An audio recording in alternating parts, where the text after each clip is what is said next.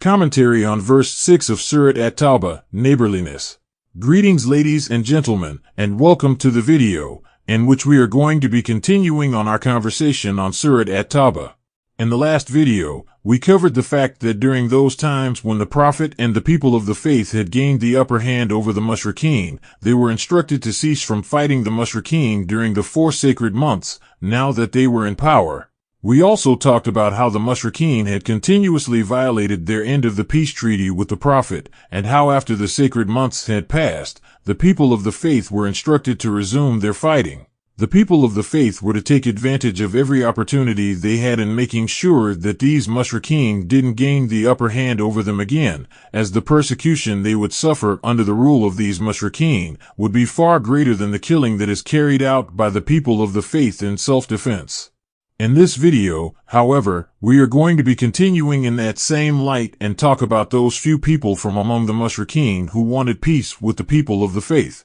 To these people, the Lord said, "And if anyone from among the mushrikeen should seek neighborliness with you, then accord him the rights of a neighbor until he hears the word of God, and then make sure to lead him to his place of safety." That is because they are people who might not know. The verse informs us that if anyone from among the mushrikeen wanted to be treated as a neighbor, meaning that they wanted peace with the people of the faith, then the people of the faith had to likewise resort to peace and treat these mushrikeen as neighbors, or in the same way as one would treat a neighbor. The verse instructs the people of the faith to accord these mushrikeen with this neighborliness until they had heard the word of God, meaning the verses that call for peace and instruct people on how to conduct themselves in these sorts of situations. Aside from treating them with neighborliness, the people of the faith were also required to accord them safety and security, meaning that they had to make sure that these mushrikeen did not feel any fear or worry of being killed, harassed,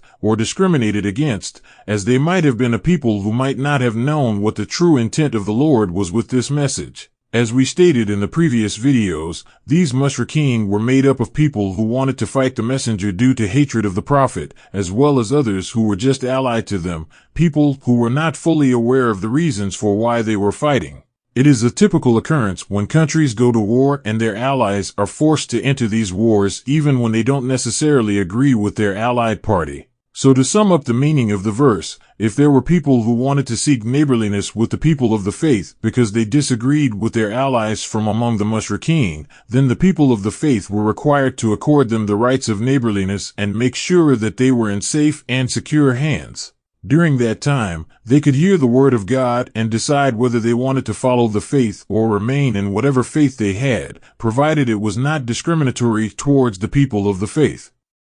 Anyway, that was it for today's video. I hope you were all able to easily follow along. Thank you very much for watching, and I will see you in the next video.